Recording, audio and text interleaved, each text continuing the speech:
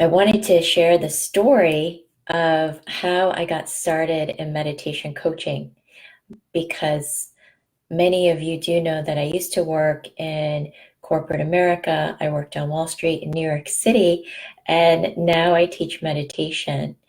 And oftentimes people do ask, how did that happen?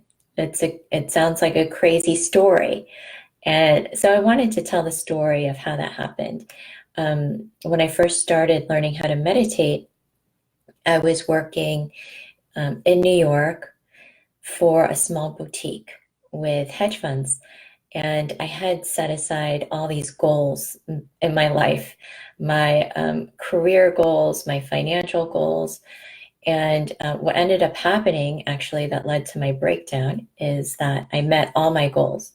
So I actually did better than I thought I would at a younger age.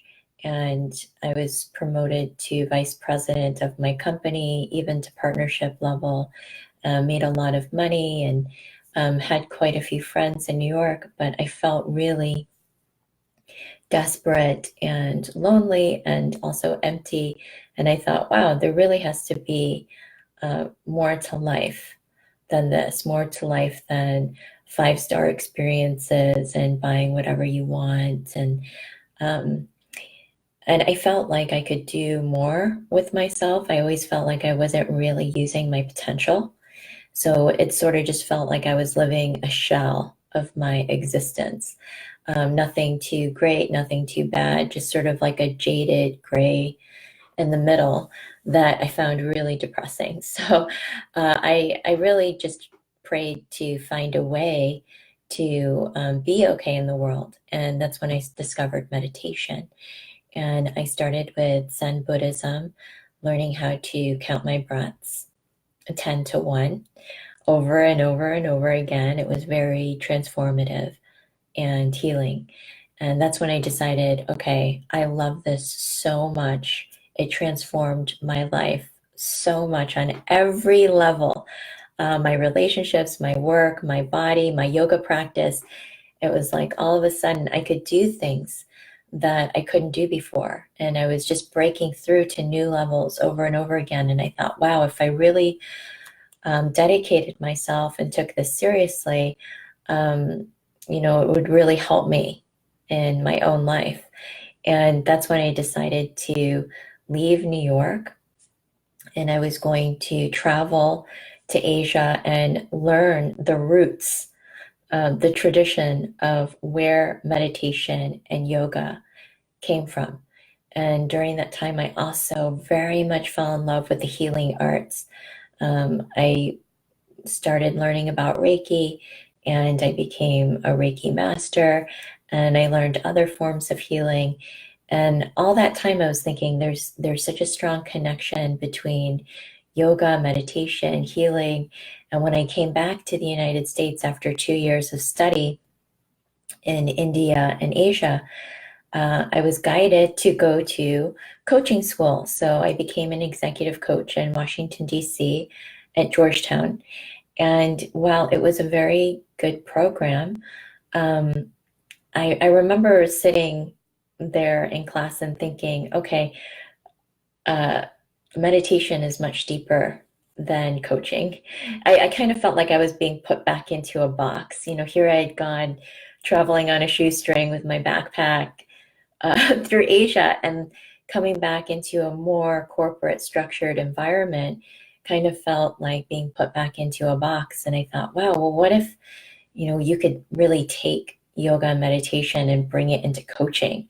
What would that be like? Because it would be so much more expansive than just coaching and learning these coaching tools and techniques, but actually giving people that skill of learning how to tap into their own wisdom and insight and calm and center on their own.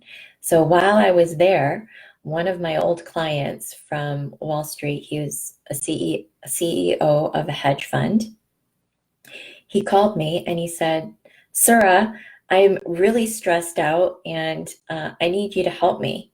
So can you please come to New York and show me like yoga and breathing or whatever it is that you do to look so peaceful and to be so peaceful.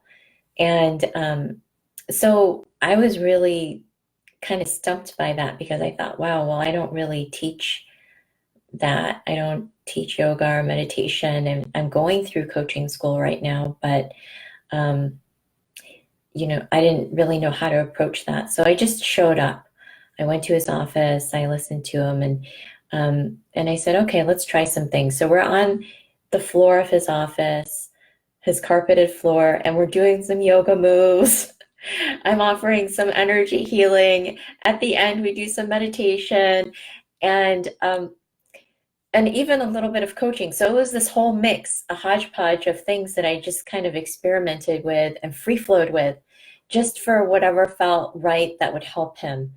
And shortly after then, he got up and he stretched his arms and he smiled and he looked well, but he didn't really say anything. But he left the office and he comes back and he says, "Here's a check for your work." And it was a big check. And I said, what do you mean? And he said, this is your work. This is the work that you're going to be giving and doing in the world. And he started to tear up actually, as he was telling me this, because it felt really deep and connected. And even then I didn't really register that whole experience, but it gave me the permission to start and to keep experimenting with meditation and coaching. So I actually had no job lined up. Actually, that's not true. I had old jobs from my old work that had asked me to come back. So after traveling, other financial companies asked me to work with them, including my old company. And every time I went to pick up the phone, I'm not kidding, every time I went to pick up the phone to return their phone call and to talk to them, I would just start bursting out crying. I would just start sobbing, like grieving, like heavy sobbing. And it was just something that I couldn't bring myself to do. It was like I had stretched, this much and then to come back to, that level that I was working at before, it just really didn't feel right deep in my being. But I also thought to myself, well, what am I going to do? I have to support myself, um, and I need to work. So I just started to go with the flow of what was showing up. And I ended up going to Los Angeles and started teaching yoga. This is kind of turning into a long story, so I want to make it a little bit shorter, but I started teaching yoga and meditation. And then soon after, I was asked to teach healing and meditation. And by combining these modalities, especially meditation and coaching, people eventually asked to be given trainings for learning this combination of energy healing, meditation, and coaching. And I had never even, I just started teaching classes, and I went from teaching classes not even to a webinar, but to an entire 6-month training. So I had never done even a webinar or a teleconference call. But when I started these trainings over 10 years ago, I started them on freeconferencing.com. So it was on a free conferencing service. And the training out the gate was just a 6-month training, similar, almost exactly similar to what we have now. And I had no idea how to teach all these things together. So what I did was it was taught every 2 weeks. I just basically would show up and receive the information like a download. I would just sit there with a blank page and in front of my computer and try to tune into, okay, what would be the next natural thing to learn? And it was through that process that I was able to deliver. Hi, Estella. It's great to see you. It was through that process I was able to deliver an entire training. And that was the basis for the training that we have today, Liberate. And then people would purchase the recordings of the training, and it was all really, really grassroots and old school. And I had recorded it over a bad telephone line. I mean, it was really, basic, like the very most basic way to deliver a training through email and recordings. Everything was through email. So that's how I started. And every single time people would always ask, how did you do it? Because right now, a lot of people, they want to transition their career into something that they love. What I love about meditation coaching is that it's flexible. I can work anywhere. I can teach in person. I can teach online. I can set my own schedule. I can travel around the world at the same time. So it affords me this incredible freedom and flexibility. Plus, I love teaching. It brings me so much joy because I get to meditate, and then other people, I get to meditate with other people. And it's really fulfilling to know that you are changing people's lives like that. It's very meaningful work to teach people how to start a daily meditation practice, plus at the same time, achieve their life goals and their intentions. So whether it's professional or personal, it's like you're always moving towards something and you're progressing. Um, so that's why I love meditation coaching. And people would ask, well, how did you do it financially? And I never tried to figure it out. That was um, my process, is that every time I didn't know what to do, I would let go. So instead of going up here and trying to figure it out and trying to like make things happen the way I think it should happen, I noticed that when I really let go, I was really strong in my meditation practice every day, dedicated to my meditation practice. That's like an attunement to your spirit. It's an attunement to your inner guidance and that higher place, deeper place inside yourself that is in touch with everything. So when you start with meditation, it's like you come into alignment with the universe. So when you're aligned and you get centered inside, instead of going outside yourself and trying to get it all together the way it should be, you get aligned from within and you start listening from within. And then what happens is the universe aligns with you and around you. So now you constellate with all that is. So now you're kind of constellating, and that's where the synchronicities start to happen. There's an effortless flow that begins to emerge in your life. That effortless flow actually guides you. So what happens is now you're noticing I show up at the right time at the right place. Things are just happening for me. You're not trying to go out there and chase things. They just come to you. You're able to call it in with your awareness and your intuition.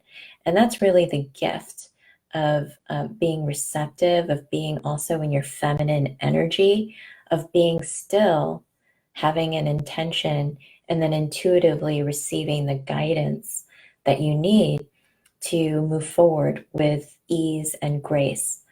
It's not to say that you don't work hard and there aren't like rough spots, but you go through it so much more smoothly. So for me, every time money was needed, or so what I decided in my path was I'm going to take this as far as I can take it because I loved it. So I just said, I love learning meditation. I even decided to take 3 or 4 years out completely of working and teaching so that I could do meditation retreat on my own in Salt Spring Island.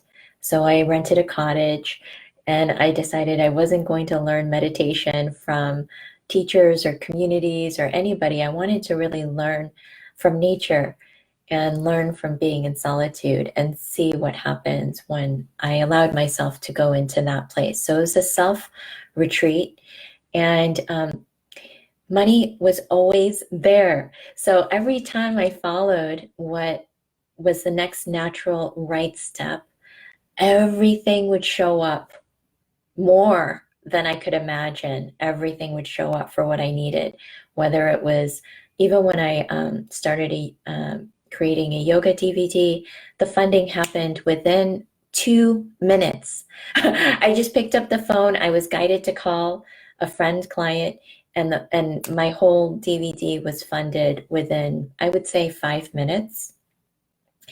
And same thing, I came out of retreat and I just lived, very basic, frugally from my savings.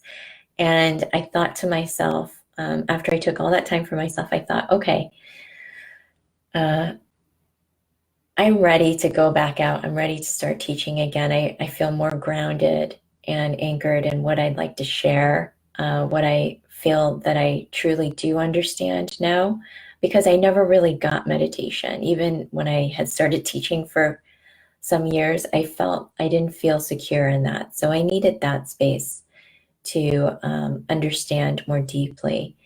And when I came out of that space, I thought to myself, I really had a thought. I said, okay, it would help if I had money to like start a business to get the word out. And within a week, I met somebody, a patron, who said, Sarah, I love what you're doing. Can I help you? And I'll give you whatever you need to make your work in the world.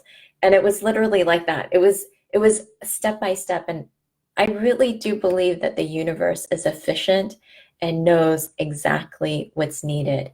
But the hard part for humans is trusting, listening, and surrendering.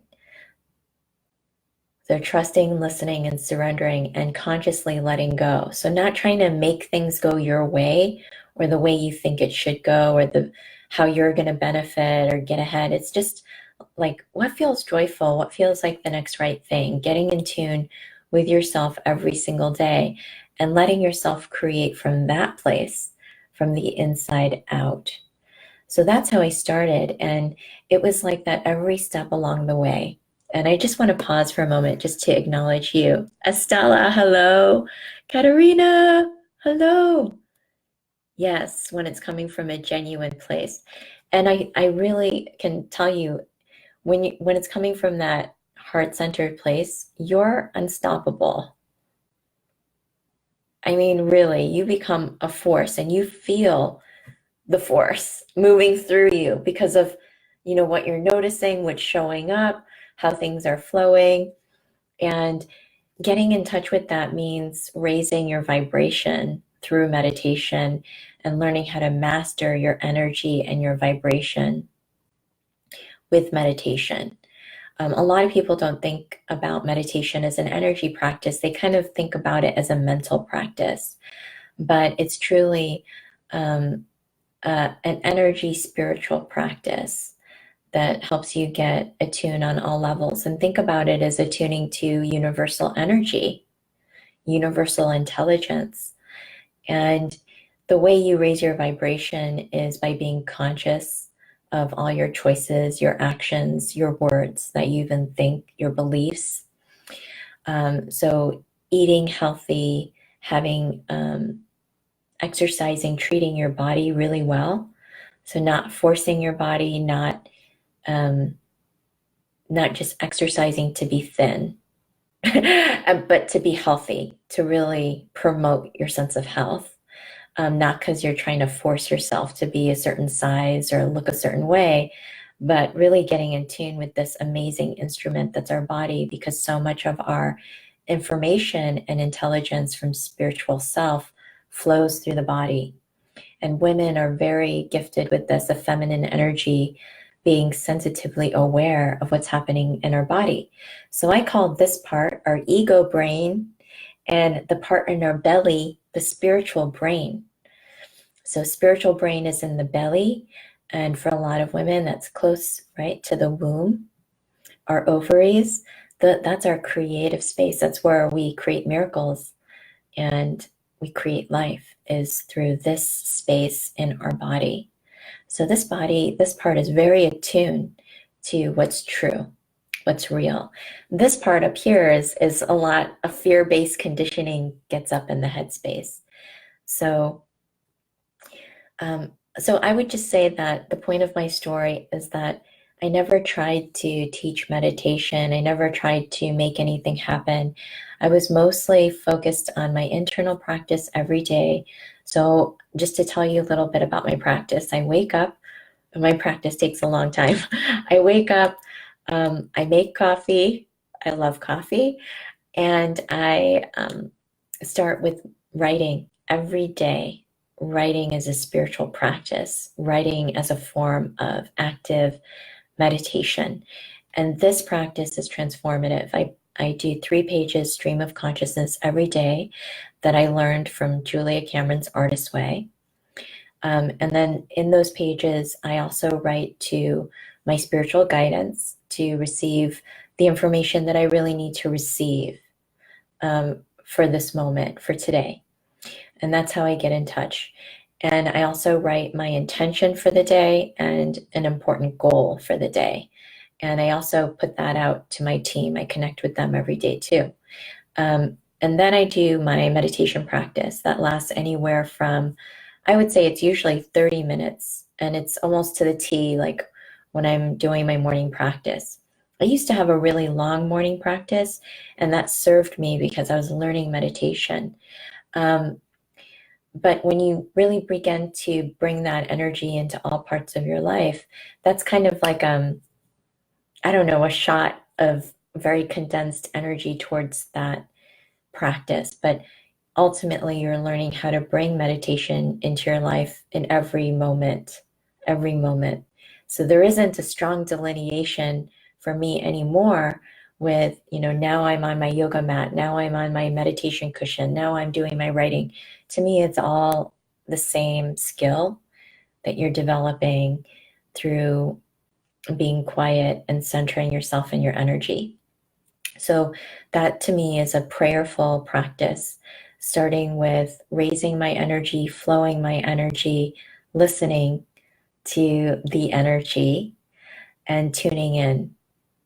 So a lot of my practice actually is a lot of self-healing because I'm really in tune with energy. I can release blocked energy. A lot of times when we're not present and we feel really fuzzy, it's because you got a lot of energy stuck around your head. So you learn how to clear that away. And it helps you to be present in the moment.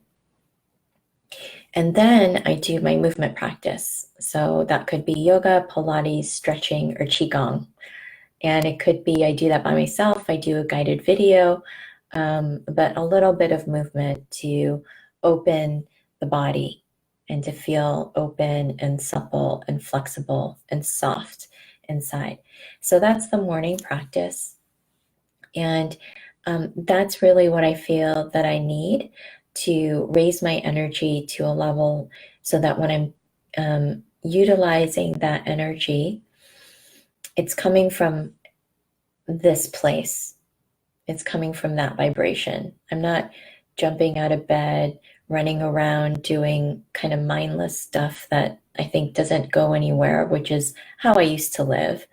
Where you're just sort of rushing about your day, just trying to like get things done, but getting really connected and anchored inside. And I realize too, I'm privileged because I have a lifestyle that supports that. And sometimes if you're busy and you have family and you have obligations, it's important to honor that too. So that's why I think, for example, moms, you're like on the accelerated path. You're on the advanced master level. So that's why you got to take this information and distill it down. You got to make it really work for you. So that might be 5 minutes or 1 minute in the bathroom. And I love to support mothers and people who are really busy because that's where the rubber hits the road with your meditation practice. That's where you got to really learn how to put it into action and make it consequential, where you see the result of your practice because you're working with other beings. You have children that are looking towards you and they're receiving energy from you, and it's really your internal state. That's the best energy you can give as a leader, as a parent, as a mother, is your own internal frequency and your internal state of being and your true presence. That's what feeds the field, is that. Even though we think all the heavy lifting is the stuff to do, no, that has to come from this internal place of true presence and connection, Let everything flow from that place. Let other things go that need to fall apart if they're not important. So that's the wisdom that meditation brings us. And if you want to get started in anything in life, so some people hear my story and they go, oh, you went from Wall Street to teaching meditation. I want to do that.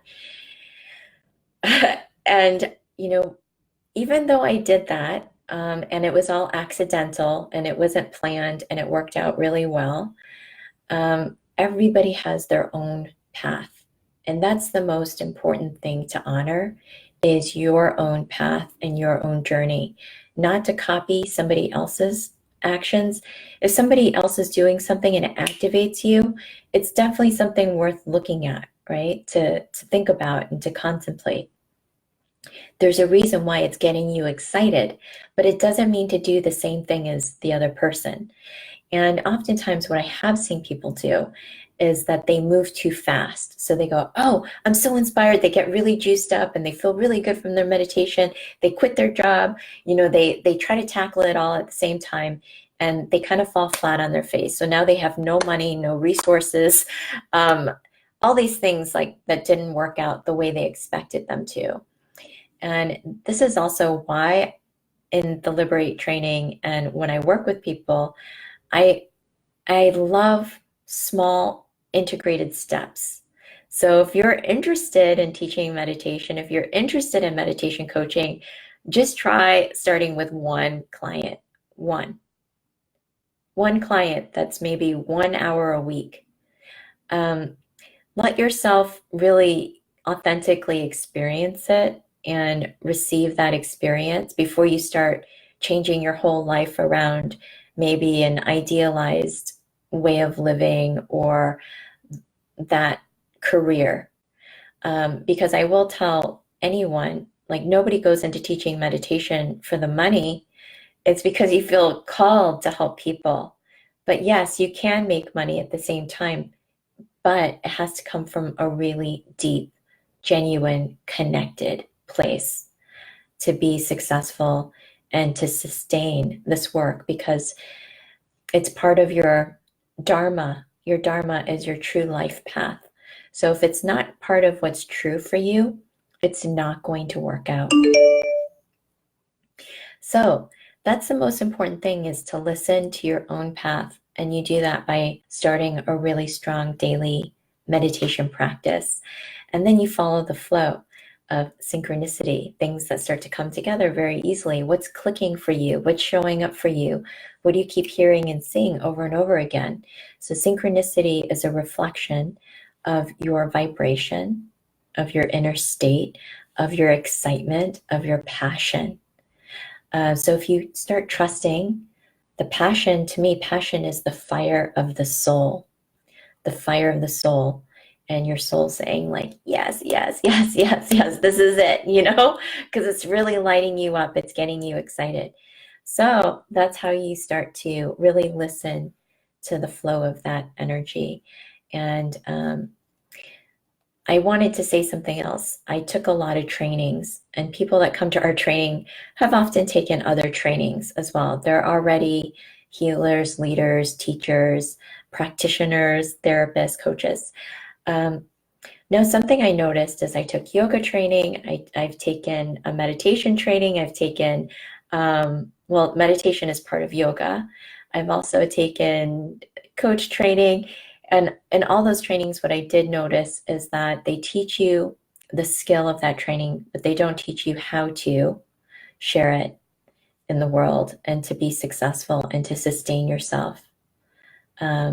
In those practices. So in coaching school, they don't really teach you how to have a successful coaching business.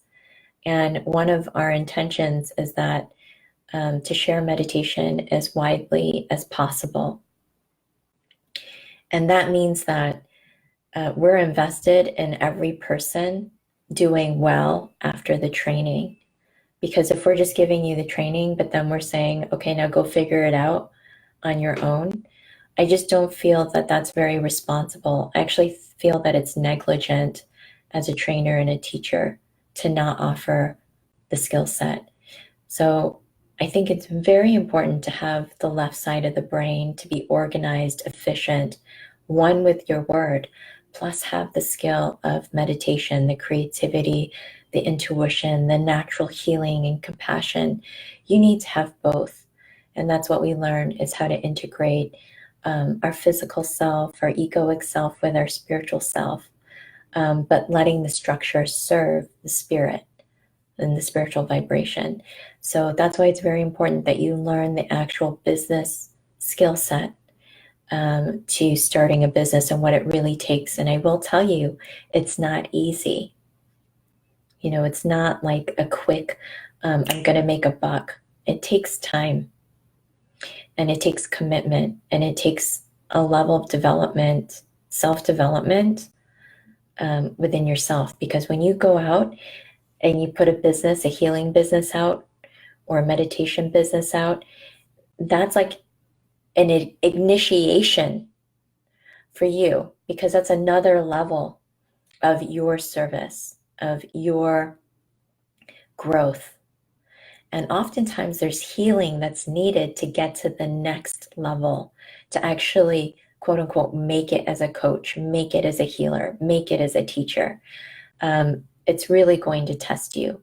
So, but we try to break everything down in the training. And what I do is I try to tell you all the pitfalls, all the things you need to be aware of, the insecurities, the doubts, the fears that can really hold us back from being successful.